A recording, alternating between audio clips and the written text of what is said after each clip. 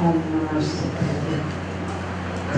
नमस्ते भुविनाकिहराय नाथे तुभ्यं नमः क्षितितलामलिभूषणाय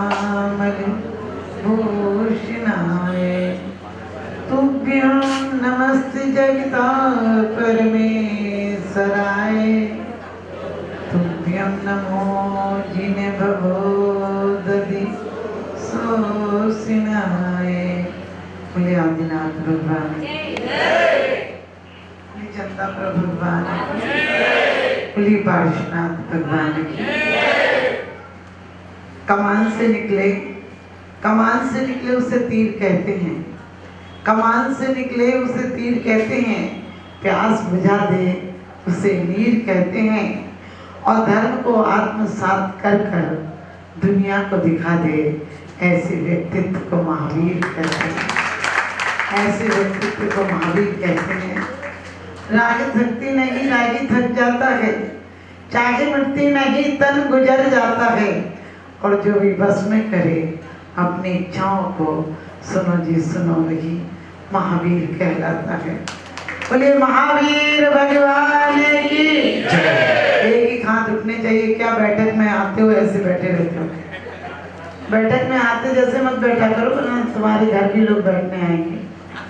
बोलिए महावीर भगवान की जय। मैं तो यही कहती हूँ कि आपके घर लोग बैठने नहीं आए, आपकी श्रद्धांजलि सभा हो और एक दिन जाकर आपके निर्वाण कल्याण हो। ऐसी धूम का जमाना है। माता जी बहुत अच्छी कह रही, कुछ पड़े पड़े जाते हैं, कुछ खड़े खड़े जाते हैं। आप सब बैठे बैठे जाए माता जी के लिए एक बार अपने लिए तालियां बजाएं। बोली 24 भगवान की। देखो मुझे पता है तुम लोग ऐसे हो, पहली थाली ऊपर बजाते हो, दूसरी बीच में, तीसरी नीचे, चौथी ना जाने कहाँ पर। इतने जल्दी दुनिया से गोल क्यों हो जाते हो? सरस्वती नमस्तुभ्यं वरदे कामरूपिणी प्रवचनारम्भं करिष्यामि सिद्धि भवतु मे सदा। बोली जिनवाणी माता की। कहते हैं भारत इसलिए नहीं पावन, भारत इसलिए नहीं पावन कि यहाँ अनेकों संत हुए। भारत इसलिए नहीं पावन कि यहाँ अनेकों संत हुए जो नर से नारायण बनते और राम बुद्ध अरिहंत हुए। उनमें से नगन दिगंबर मुनि जिनसे पावन परिपाटी है, जिनके चरण जहाँ पड़ते धन्य वहाँ की माटी है। जिनके चरण जहाँ पड़ते धन्य वहाँ की माटी है। ऐसे परम पूज्य प्रातः स्मरणीय गुरुदेव आचार्य सुमत सागर जी महाराज, परम पूज्य गुरुदेव आचार्य विद्यासागर जी महाराज, परम पूज्य प्रातः स्मरणीय गुरुदेव आचार्य सन्नत सागर जी महाराज जी की जय। परम पूज्य गुरुदेव आचार्य ज्ञान सागर जी महाराज जी की जय। परम पूज्य गुरुदेव वर्धमान सागर जी महाराज जय। परम पूज्य गुरुदेव आचार्य विराट सागर जी महाराज की जय। परम पूज्य आचार्य गुरुदेव विशुद्ध सागर जी जय। बोले परम पूज्य श्रमणी आरिका सृष्टि भूषण माता जी की, आरिका संघ की। रहे कीचड़ में कमल सा, रहे कीचड़ में कमल सा उसे संन्यास कहते हैं। और रहे कीचड़ में मच्छर सा उसे संसार कहते हैं। और कहते हैं यहाँ जो भोगता भोजन उसे संसार कहते हैं, और भुगतता सा जो भोजन को उसे संन्यास कहते हैं। सन्यासी खाता हुआ भी नहीं खाता। आपने बहुत अच्छी बात अभी पढ़ी कि अध्यात्म योगी संसार में कर्म बंध नहीं करता है। संसार में रहो। लोग कह रहे थे तुम परिवार को मत देखो। मैं कहती हूँ परिवार को देखो, लेकिन साथ परिणाम को देखो। आदमी 5 चीजों की बहुत चिंता करता है। पद, पैसा, प्रतिष्ठा, परिवार और प्रतिष्ठा, परिवार और प्रतिष्ठा और पैसा। लेकिन ध्यान रखना, पांचों चीजें साथ में नहीं जाती हैं, एक परिणाम साथ में जाता है, उस परिणाम की तरफ हमारा कभी ध्यान नहीं जाता। लोग कहते हैं रात में चोरी होती है, मैंने कहा कौन कहता है रात में चोरी होती है? वो अंतिम शाखा सन्नाटा वन में बनचारी चलते हो, तब शांति निराकुल मानस तुम तत्वों का चिंतन करते हो। जिस रात में कामी भोग का चिंतन करता है, चोर चोरी का चिंतन करता है और व्यसनी व्यसनों का चिंतन करता है, उसी रात में एक योगी होता है जो आत्म संपत्ति का चिंतन करता है। यहाँ सबसे ज्यादा माँ मुज्जय महाराज जय माँ दुस्सहित निठ्यतेषु तिर्मिच्छय जय चित्तम विचित्र ध्यानप्य सिद्धि। कहते हैं जिस विचित्र ध्यान की सिद्धि से, ध्यान रखना, संसार चाहिए तो तुम्हें भिखारी बनना पड़ेगा, संसार चाहिए तो तुम्हें कायल कायर और बुज़दिल बनना पड़ेगा। आपने राज सत्ताधारियों की भिखारी बना नहीं देखा, उनकी दीनता नहीं देखी, एक नौकर तक के पैर छू के आते। भाई ध्यान रखना, क्योंकि आदमी जब चाहे जिस चाहे को बाप बना लेता है, मौका पड़े तो वो गधा को बाप कह देता है। आप समझ गए? अफसर को माई बाप कह देता है, मास्टर को आजकल फादर कहने लगे तो वो भी बाप ही हो गया। लोग पहले कहते थे असल बाप का है, तो आज आजकल कितने बाप हो गए पता ही नहीं चलता, किसी को भी बाप बना लेता है। मैं कहती हूँ माँ मुज्जय महाराज जय, मोह मत करो, राग मत करो, दोष मत करो, इतना सा तो धर्म का तरीका है। संसार मांगना हो तो लोगों के तलवे चाटना पड़ते हैं। आपने अमीरों की बेईमानी नहीं देखी, जो जितना अमीर हो जाता है उतना दिल से गरीब हो जाता है। गरीब के घर जाओ तो तुम्हें ये कह देगा कि रोटी खा के जाना, अमीर के घर जाओ तो पानी तक को नहीं पूछता है, गरीबी नहीं तो और क्या, इससे बड़ा भिखारी और कोई होगा क्या? जो समझते स्वयं को सबसे बड़े हैं, वे धर्म से बहुत दूर अभी खड़े हैं। वास्तव में भी बात चल रही थी मन की शुद्धि। आप मंदिर में आओ तो शुद्धि करो, मैं कहती हूँ शुद्धि जरूर करना, लेकिन ऐसा नहीं करना कि शांति धारा देखते हुए कोई आ गया तो तुम्हारी अशांति धारा चालू हो जाती। तुम्हारी जगह पर कोई बैठ जाए तो तुम्हारी अशांति धारा चालू हो जाती। तुम्हें पता है हम लोग यहाँ बैठते हैं, ये स्टूल हमारा है, हमने की हद हो गई, हमारे मन की तुम्हारी भ्रांति यहाँ भी नहीं जाती, स्टूल भी तुम्हारा हो जाता है। रोज पढ़ते हो जड़ चेतन की सब परिणत प्रभु अपने अपने में होती है, अनुकूल कहें प्रतिकूल कहें, ये झूठी मन की वृत्ति है।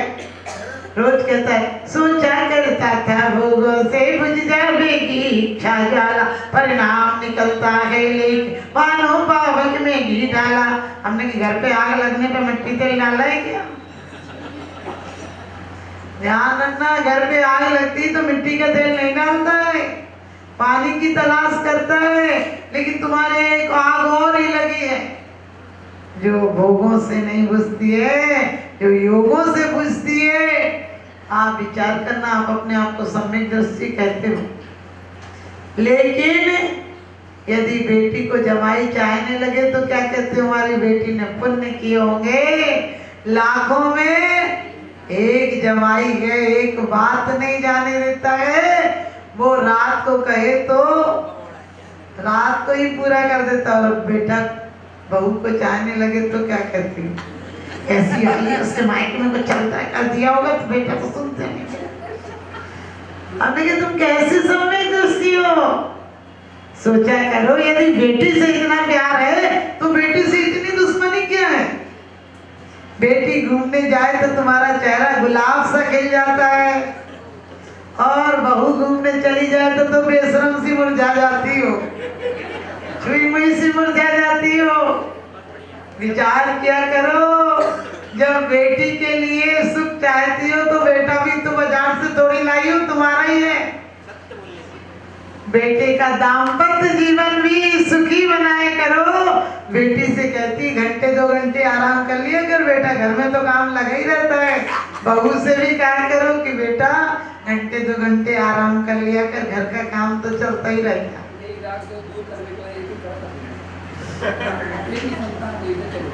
अरे एक ही संतान, ये कह रहे एक ही संतान इसीलिए चली। मैंने कहा ये अब की एक वो ऐसा निकलेगा खूंखार कि तुम्हें कहो तो कहने नहीं देता, जब सुनो तो सुनने नहीं देता। कहते हैं आज का एक बेटा ऐसा होगा और एक बेटे की बहू भी, समझ गए, छत से ऊपर कूदने को तैयार आएगी, कत्थक करती हुई आएगी, वो एक भी आएगी तो। क्योंकि दुनिया बड़ी जालिम है, कुछ कहो तो कहने नहीं देती, सहो तो सहने नहीं देती। बड़ी जालिम है दुनिया मेरे दोस्त, तमाचा मार तो देती है पर रोने नहीं देती। कुछ कहो तो कहने नहीं देती, सहो तो सहने नहीं देती। बड़ी जालिम है दुनिया मेरे दोस्त, तमाचा मार तो देती है पर रोने नहीं देती। जब बच्चे छोटे थे तो ये कह के लड़ते थे मम्मी मेरी है, मम्मी मेरी है। बड़े होके ये कह के लड़ने लगे मम्मी तेरी है, मम्मी तेरी। ध्यान रखना, प्यार की औलादें हैं तो तुम्हें प्यार देंगी, जो ईर्ष्या और द्वेष की औलादें हैं तो तुम्हें वो ही देंगी। और वैसे भी अब तो बोतल की औलादें हैं, क्या भरोसा कांच का घट है किसी दिन फूट जाए, क्या भरोसा कांच का घट है किसी दिन टूट जाए। और एक मामूली कहानी है अधूरी छूट जाए। तुम नौकरों के भरोसे बच्चे मत पलवाना, नहीं तो तैयार हो जाना तुम भी नौकरों के भरोसे पलवाना। क्योंकि नजरिया भी अपना विशाल होना चाहिए। मजनू लैला के लिए बहुत रो रहा था, सम्राट ने बुलाया और कहा तू पागल है, लैला एक काली सी लड़की है उसके लिए रोता है। मेरे राज्य में आ, दुनिया की विश्व सुंदरियां तुझे लाके दूंगा। और उसने बुलाई भी, कोई 12 सुंदरियां बुलाई, एक से एक सुंदरियां थी। लेकिन जब मजनू से कहा कि बता तू जिससे कहेगा उसी से विवाह करा दूंगा, वो बोला नहीं, वो बोला नहीं, एक भी सुंदर नहीं। लोगों ने हंसी उड़ाई, कहने लगे पागल हो गया इससे, वो काली सांवली सी लड़की अच्छी लगती है, इतनी सुंदर अच्छी नहीं लगती है। राजा ने कहा तेरे आंखों का इलाज कराना पड़ेगा, तुझे इतनी सुंदर लड़कियां अच्छी नहीं लगी। उसने कहा आंखों का इलाज नहीं हो, उन्हें देखने के लिए भी मेरी आंखें चाहिए। आप भी ध्यान रखना, लैला को देखने के लिए मेरी आंखें पर्याप्त है, इनमें वो चीज नजर नहीं आती है। तुम्हारी आंखें भी जिस दिन परमात्मा को देखने लगेंगी उस दिन दुनिया की सुंदरियां देखने में नजर नहीं आएगी। तुम अपनी आंख को समीचीन बनाओ। सच बताना, अपनी पत्नी सुंदर लगती जब तक शादी नहीं हुई, शादी के 2 महीने बाद पड़ोसी की सुंदर लगती है। क्योंकि तुमने अंदर की जो नजरें होना चाहिए वो तुम्हारे पास नजरें नहीं है। तुम चर्म चक्षुओं से देखते हो, इसलिए तुम्हें देह की सुंदरता दिखती है। जिस दिन तुम्हें आत्मा की सुंदरता दिखने लगेगी, ये तो चमारों की बस्ती है जो चमड़ी देखती है। तुम अपनी नजर प्रेम से तो देखो, यही परमात्मा। तुम एक बार ऐसी नजरें जैसी प्रीति गराम से ऐसी हरि से होए, चले जाओ वैकुंठ में फला न पकड़े को। वही कामी जो पत्नी के लिए एक रात नहीं रुक सका था, आप सबको पता है। वही कामी जो पत्नी के बिना एक रात नहीं रह सका, रस्सी नहीं मिली तो सांप को पकड़कर चल गया, नाव नहीं मिली तो मुर्दे पर चढ़कर चला गया। और पत्नी ने यही कहा कि जैसी प्रीति इस देह की पुतली से है, ऐसी राम से हो तो तुम्हें परमात्मा मिल जाएगा। और एक धक्का ऐसा बदला कि सब कुछ बदल गया, ऐसा महान संत हो गया। आप तुलसीदास ध्यान रखना, जब जब तिलोत्तमा हो या तुलसीदास हो या कोई हो, औरतों ने बहुत समझाया, लेकिन आदमी औरतों का दुश्मन हो गया। अभी भी देखना, जब जब घर में मुसीबत आती है तो पत्नी कहती चिंता नहीं करो, सब ठीक हो जाएगा, मेरा जेवर बेच के काम कर लो। आजकल की वर्तमान की तो बात ही अलग है, दो चीजें काम हो जाए, बोले मैं तो घर जा रही। हमने कि तू बाजारू औरत थोड़ी है जो जरा सी चीज नहीं मिली तो घर जा रही। अरे तू खानदानी कन्या है तो अपने घर का कल्याण कर। तू धर्म पत्नी बनकर आई है, कर्म पत्नी नहीं है, तू बाजारू औरत नहीं है कि जब तक, क्योंकि का बेस्या सम लक्ष्मी अति चंचल, यहाँ का कौन प्रतिहारा, वो तो पैसे की प्रेमी होती है। लेकिन आज पत्नी भी, आपको पता है, पति सदा प्रेजेंट चाहिए, सास ससुर अब्सेंट चाहिए, और मार्केट का पेमेंट चाहिए, और नौकर सदा अर्जेंट चाहिए। ऐसी पत्नी हो गई तो घर में लंका नहीं लगेगी तो क्या लगेगा। आप सब अपनी बेटियों को कल्याणी बनाकर भेजो। और ये सत्य मानना, हम कब तक कहते रहेंगे कि महावीर ऐसे थे, बुद्ध ऐसे थे, राम ऐसे थे। अरे पुनः महिलाएं चाहे, लोग कहती हैं भगवान थोड़ी पैदा होते हैं। अब तो माता जी कलयुग के भगवान पैदा नहीं होते। हमने कि भगवान पैदा नहीं होते तो क्या हुआ, संत तो पैदा होते हैं जो आने वाले समय में अरिहंत बनेंगे और सिद्ध बनेंगे। तुम्हारी कोख में ही पलेंगे। तुम अपनी भूमि को समझ गए, मरुस्थल मत बनाओ।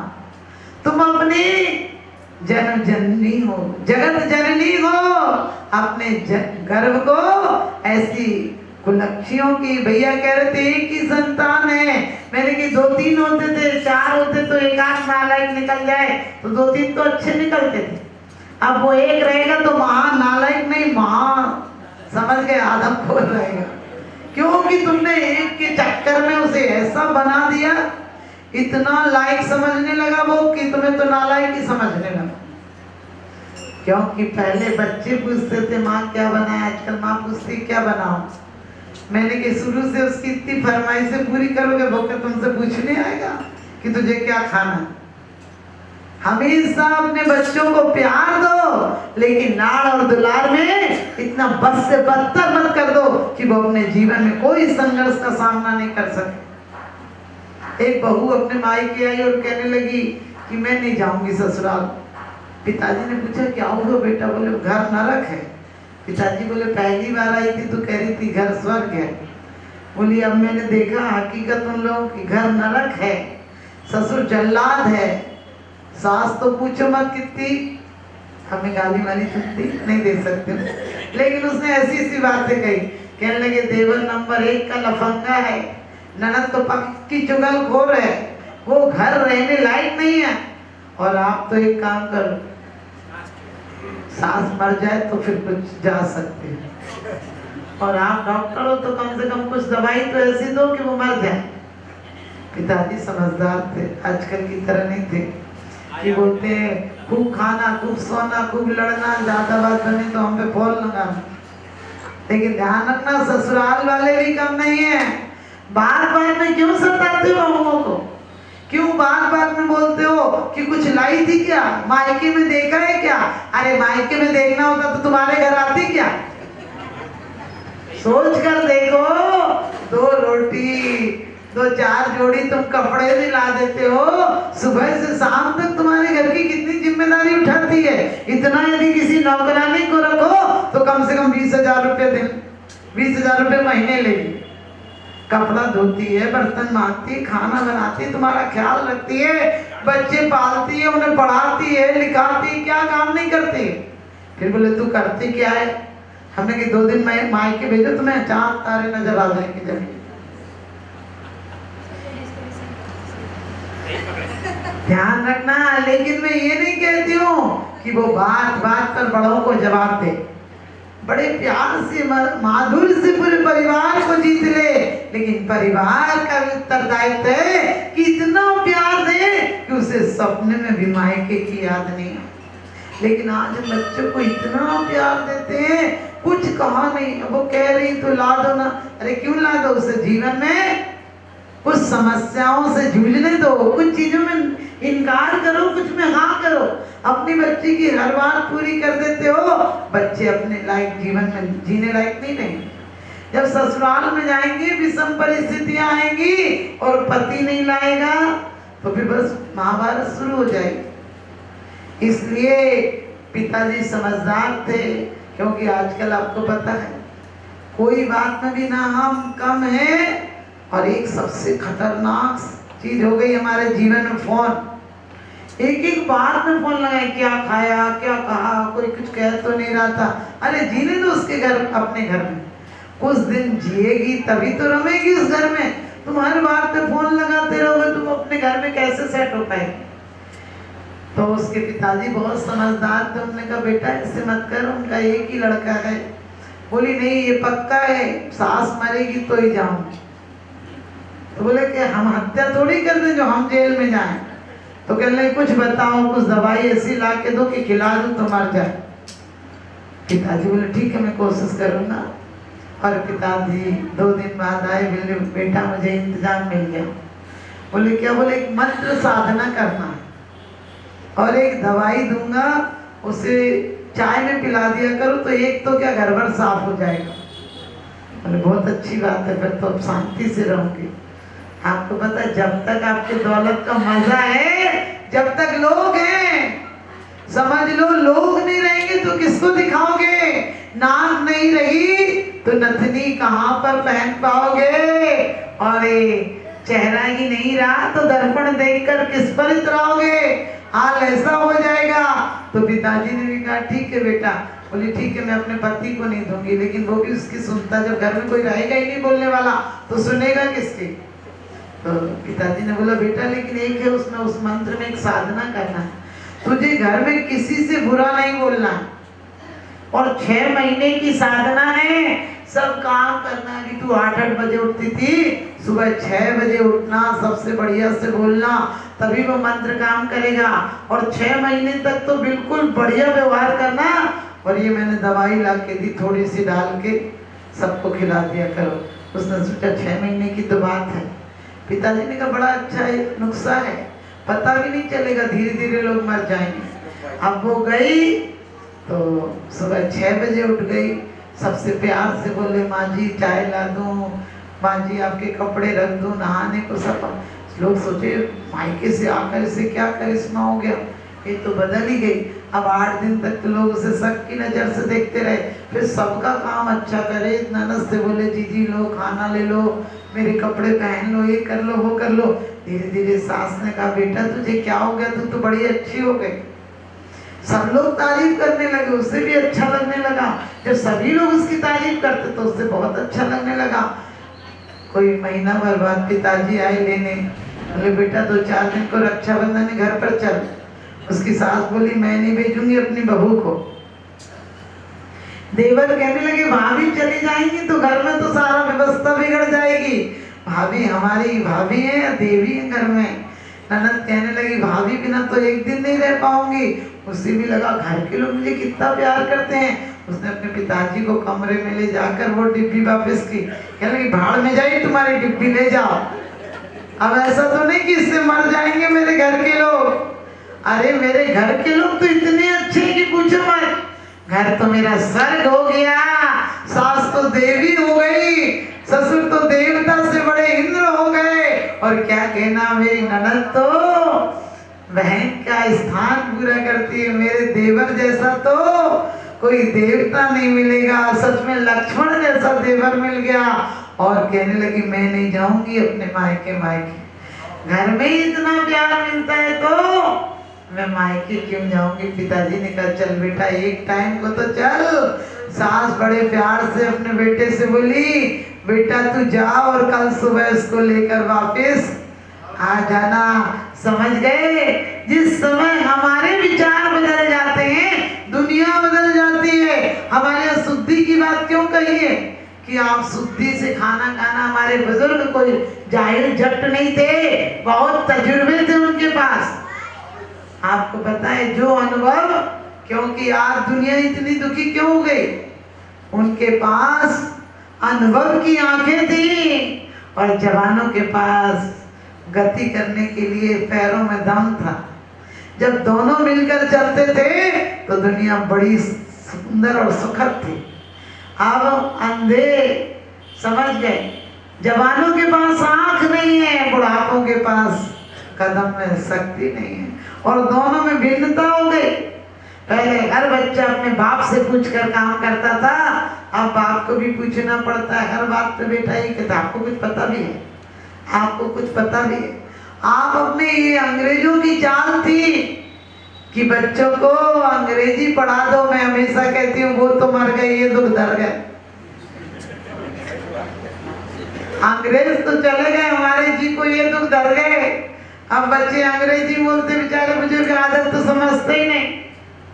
आपको पता है बात बात में बच्चे कहते सॉरी, हमने कही तुम्हें पहले ऐसी काहे नहीं हो रही। आप लोग भी ध्यान रखना, अंग्रेजी के शब्द क्यों बोलते हैं? हमारे क्षमा में कितनी ताकत है। कोई बड़ों, आपसे बड़ों की अवहेलना हो जाए तत्काल बोलो मम्मी क्षमा करना। मम्मी भी मत बोलो, मम्मी क्यों बोलते हैं? मम्मी किसको बोलते हैं? मम्मी, समझ गए? मुर्दा जो रखे रहते हैं ना, मुर्दों की लाश, अपने जीते जी माँ बाप को काहे को मम्मी बनाते हो? चाचा की पत्नी चाची होती है, फूफा की पत्नी फूफी होती है, दादा की पत्नी दादी होती है, तो पापा की पत्नी कौन हुई? पापी। आप ही लोग बोल रहे हैं, अपने पापी क्यों बोलते हो? अरे ऐसी ऐसी अच्छी, क्योंकि कहते हैं वो सर फिरे लोग हैं जो अपने देश को जहाँ कहते हैं। हम भारत वाले तो अपने देश को भी माँ कहते हैं, हम भारत वाले तो अपने देश को भी माँ कहते हैं। हमारे भारत में दुनिया की जितनी तमाम मजहबों के लोग हैं, तमाम मजहब के संत हमारे भारत में पैदा होते हैं।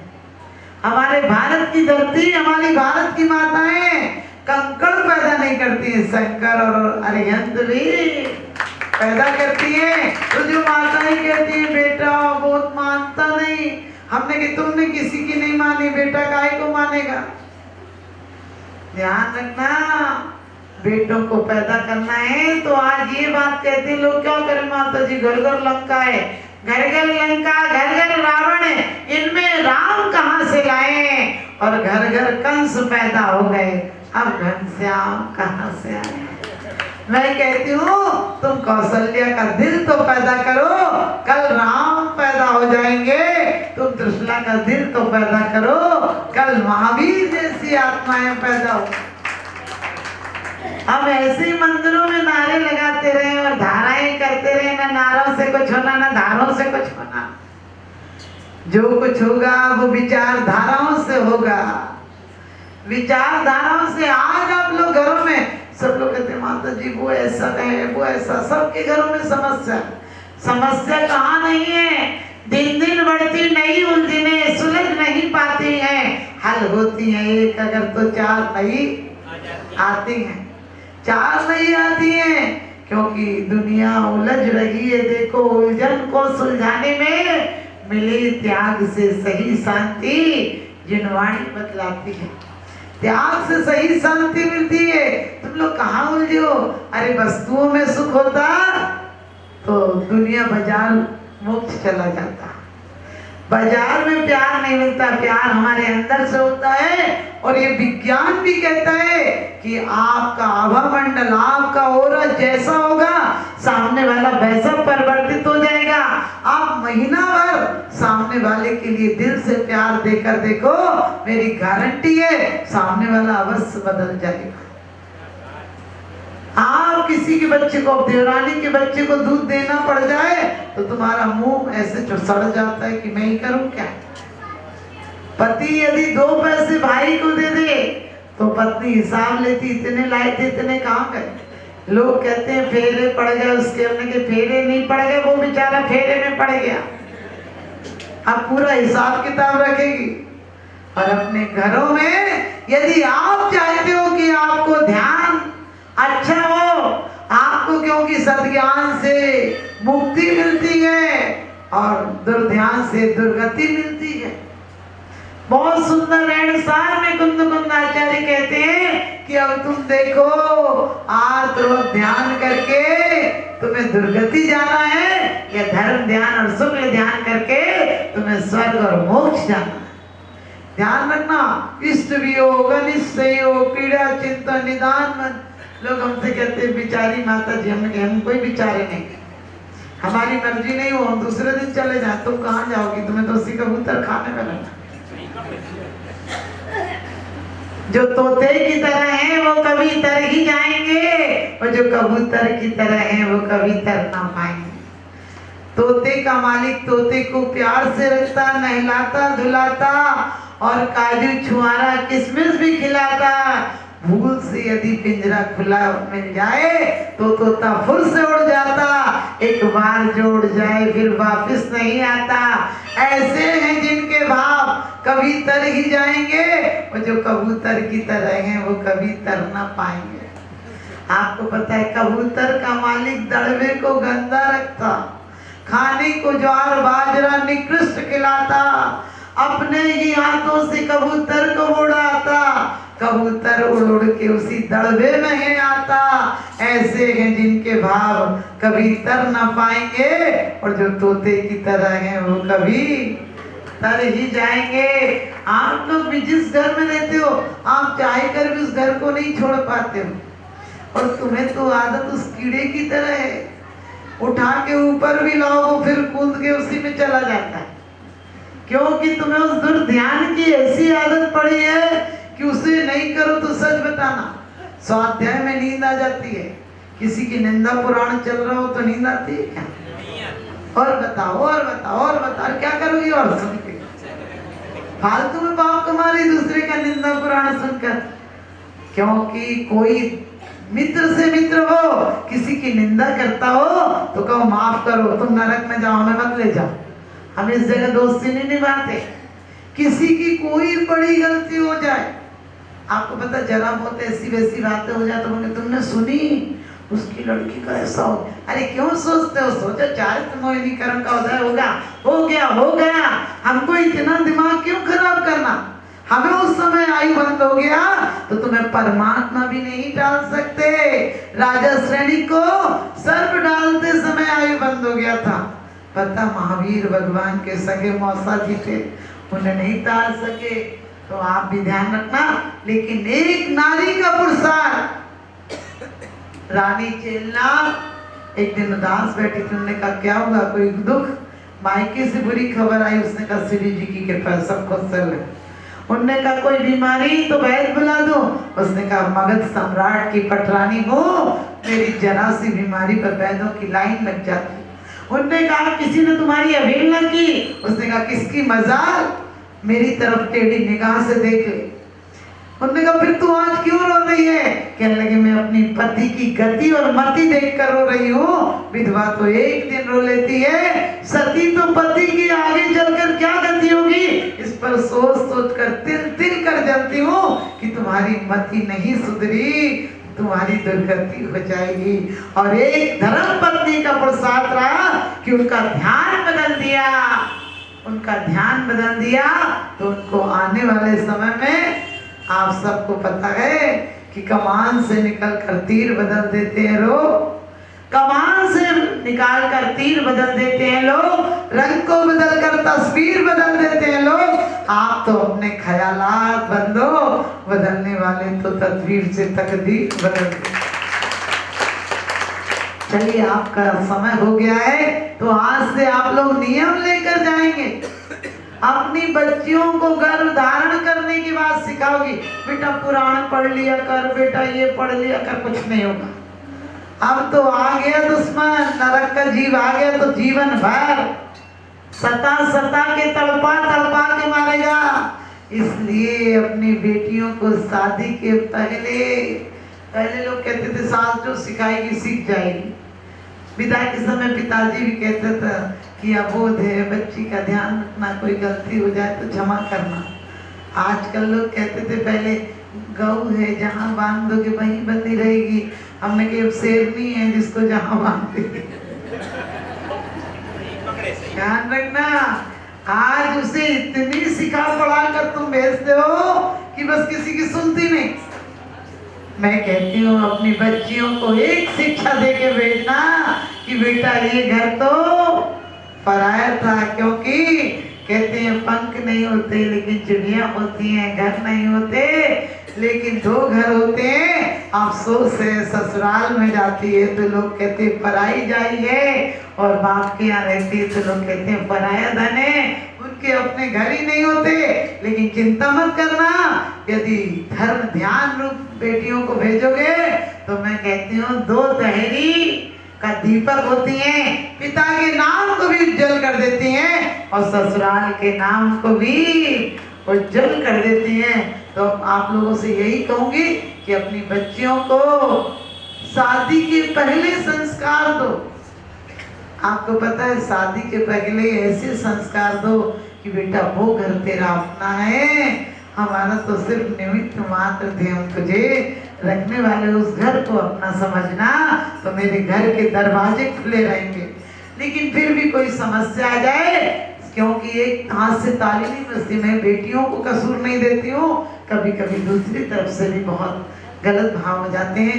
तो कभी मत सोचा करो कि मेरे पूछे बिना तू 2 रुपए भी खर्चा नहीं करेगी। सोचो यदि मैं इस घर की मालकिन हूँ तो वो भी फेरों से आई है, कहीं वैसे नहीं आई है। उसको भी कहो बेटा जितना अधिकार मेरा उतना भी तेरा अधिकार है। बेटा यदि छुप कर 2000 रुपया देता है तो सास को चाहिए कि अपने अधिकार में से उसे 1000-2000 रुपये दे के भेजे और कहे कि बेटा इसका कोई हिसाब नहीं है, तू पिहर जा रही तो तू भी दिल खोल के रह के आना। मैं सच बोलती हूँ, बहुओं को सुख देना तुम्हारा बुढ़ापा सुधार देगी, बुढ़ापा सुधार देंगी, तुम्हारी मति अच्छी होगी तो गति अच्छी होगी, और गति अच्छी हुई तो एक दिन सदगति होगी, और सदगति हुई तो आने वाले समय में सिद्ध गति भी होगी। तो ये मात्र ध्यान की बात यूं ही नहीं है कि आप सुनकर चले गए। चलिए छोटा सा भजन है, आप सभी दोहराएंगे।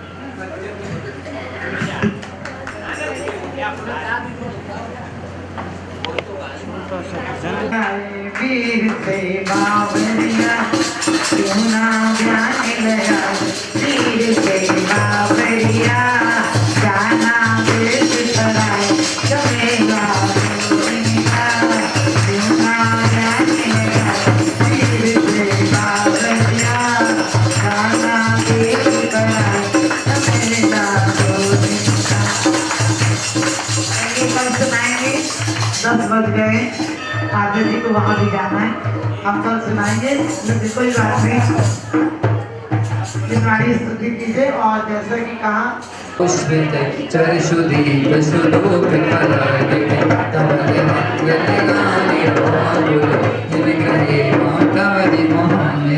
ओम परम पूज्य हरिकमा के चरणों में आगे के लिए इसी प्रकार से आशीर्वाद प्राप्त होता रहे, इस भावना से भला दिया गंभीर प्राप्त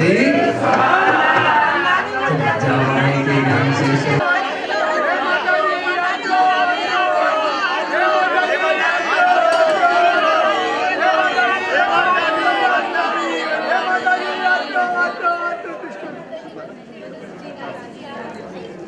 चलो चलो चलो ऊपर कराइए साड़ी।